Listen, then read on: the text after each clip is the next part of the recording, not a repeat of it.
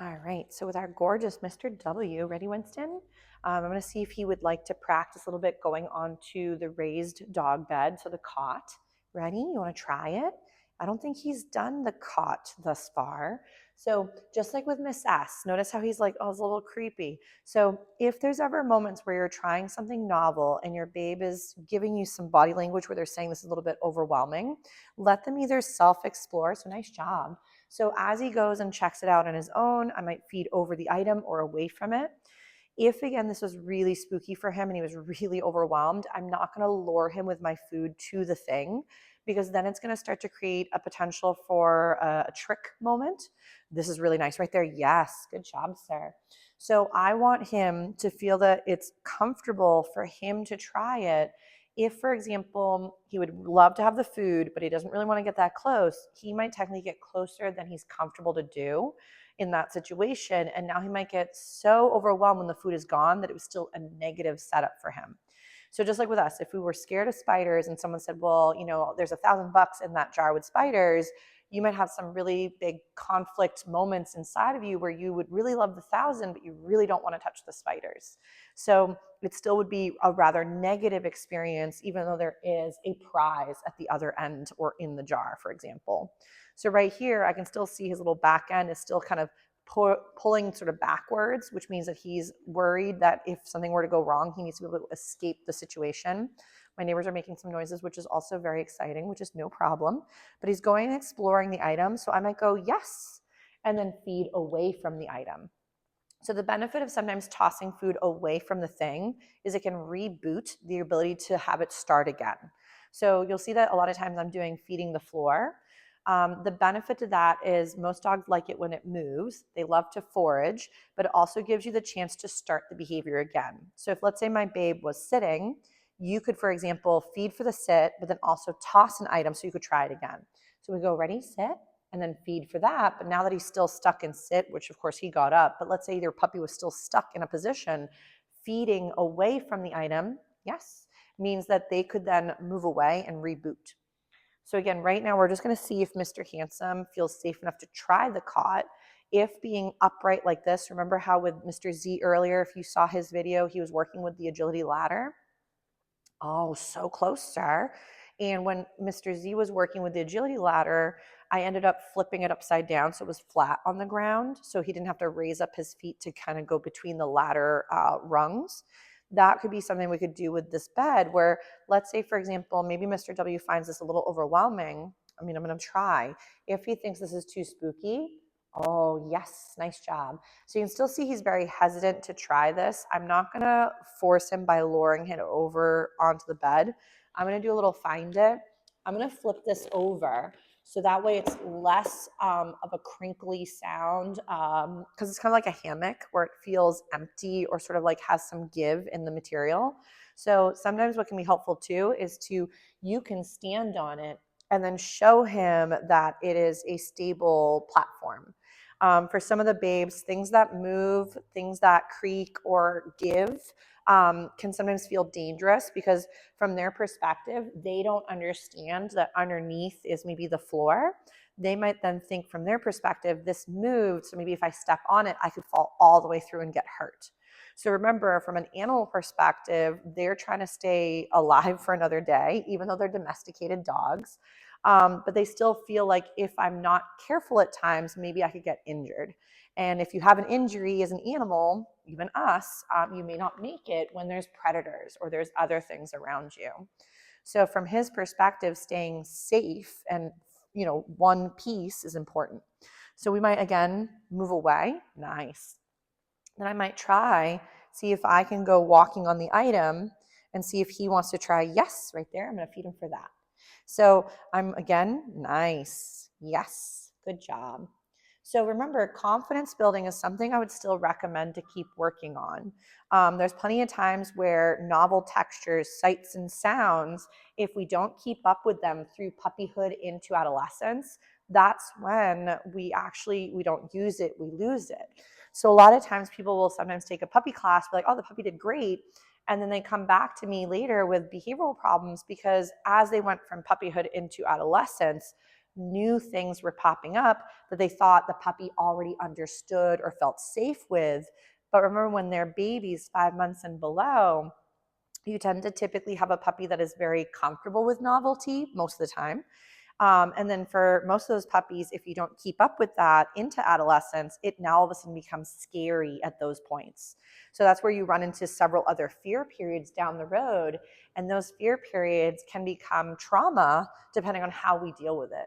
So if our dogs are scared of something, they're barking and lunging, and then we scold them or punish them, or from a training perspective for some, punish the thing we don't like, remember that we're not making the puppy feel safer about that thing that is triggering them. You might actually be what's doing is being called, for example, suppression of behavior, or even creating learned helplessness.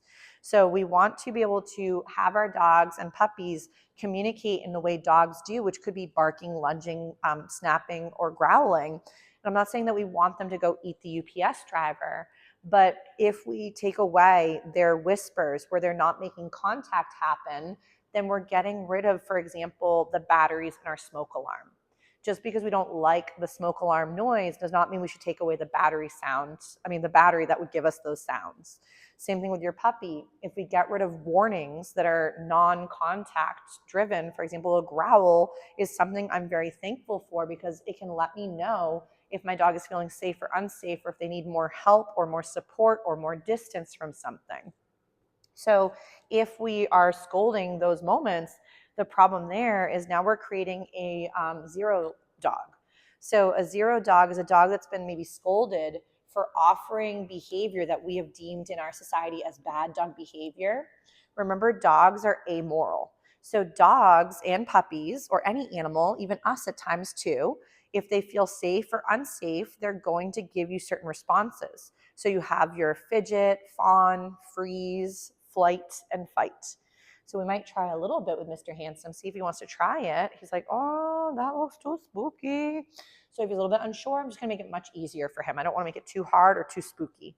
So obviously in life, there are moments where things are stressful, but if your babe is really having a harder time, there's no need to make it so hard or so challenging that it starts to become negative. So this is really pretty for Mr. Handsome, trying to work a little bit with the dog bed. So, and again, we're just feeding over the item. Nice job, sir. Good work. So, but back to that amoral, your puppies don't know right or wrong, good or bad. They either know safe or unsafe. So either we are part of that safety net that makes them feel more safe and we can help them through things they find hard, or we're the ones that set them up to feel unsafe and we make them feel more unsafe. And therefore you might even get more what we consider bad dog behaviors, which tend to be like reactivity or aggression or fear responses. Because remember, a confident, comfortable dog doesn't go into those behaviors as readily. This doesn't mean that a comfortable, confident dog won't growl when they say they want more space, or they need some alone time, or they'd like to be left to be on their own in that situation, or maybe there's a resource they don't feel like sharing. So I know we've dived into a little bit with resource guarding, and that it is a normal dog behavior, but depending on how or the severity of the situation, there would be things that we'd want to work on for prevention, management, and make sure that everybody's set up for a safety situation together. So right here, we're just feeding again over this lovely cot. I know this doesn't seem like a big deal, like, ooh, how exciting, dog bed, and he doesn't want to go on it. Remember that sometimes it could be very simple experiences that you're trying to build up resilience around, because if we can't handle going on a dog bed, how would we hop into another situation or go into a vehicle or try something novel down the road if this is already very overwhelming? So I'm just going to see if I can try a little bit. Ready? He's like, this is very challenging, lady. Right there, yes. He's like, this might be the end of my life. So obviously too, notice how he doesn't have to necessarily try for it. He is a foodie though, so he's giving it his darndest. But remember, this would be something where we don't want to lure him and then trap him in a situation. So if, let's say, he hates taking a tub and you lure him with a big chunk of sausage or hot dog into the bathroom and then you close the door and throw him in the bathtub, The next time you try to use food to lure him into something, he may be like, no thanks, and he'll romp the other way. So be careful about using trickery in an attempt to get him to do something, because it could ruin things for safety reasons down the road, like recalls or coming into your space. That's beautiful right there. Yes. Good job, sir. So we want to be careful, and I know we sort of touched base on this a little bit earlier, is you don't want to poison, yes, your cues. So right now I'm just giving him some extra little tidbits on there. So if we were to poison a skill like a sit or down or whatever, like here comes a Mack truck and I'm making you do a down, then trucks come when you are stuck in a down position. So down becomes negative. You could, that's very nice. That's a very nice foot on there, sir. So you could also by accident ruin your food, like I mentioned with the bathtub situation. So you could then say, so-and-so, come, here's a sausage, and now you've paired come with we're going to go take a tub. So maybe the next time we say come, he might be like, heck no, because it was the tubby time of death from his perspective, and he doesn't want to do it again. So make sure that you're being cautionary as to how you're asking for things, or how we're feeding for behavior, or what is the dynamic in which the dog is doing well versus not well. I know in class we had mentioned creating your red. So again, red is like your set of lights. So you have your green, yellow, and red.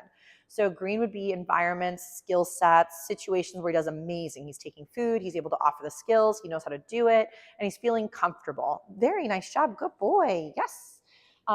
Your yellow would be where things are getting more difficult. There's a bounce back, but he's still hesitant. He's still taking food, but it's getting harder.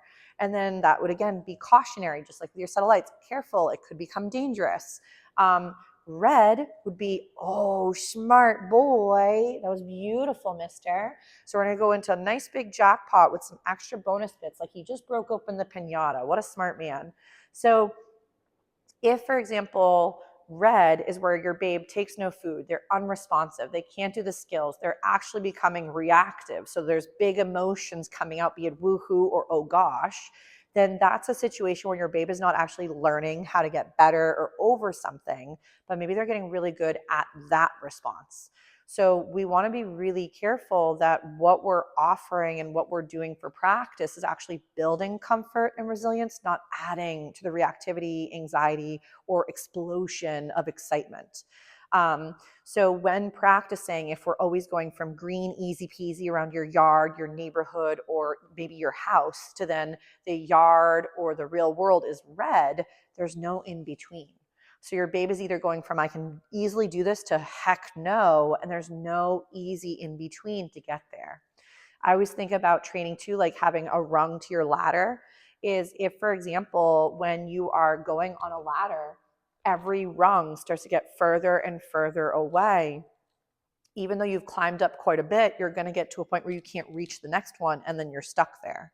So when it comes to training, if you're finding you're not going further behaviorally or skill set, are we rushing potentially the steps, or is my dog not feeling safe? So just like with us, we are not going to retain and or learn new skills if we don't feel comfortable in the classroom environment or with the teacher. So make sure, are we a helpful educator, or not even on purpose? Are we by accident confusing, overwhelming, or shutting or exploding our pups in those certain zones? So a lot of times, I know I've mentioned this in class too, is behavior is driven by the environment.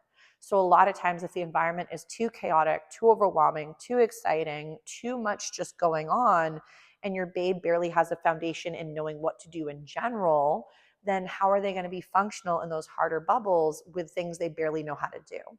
So, and then scolding or yelling at a dog as they're failing is not going to teach them how to be a better version of themselves. It might just reinforce the fact that when you get scared, you get overwhelmed, you get too excitable, then more bad things happen from their perspective.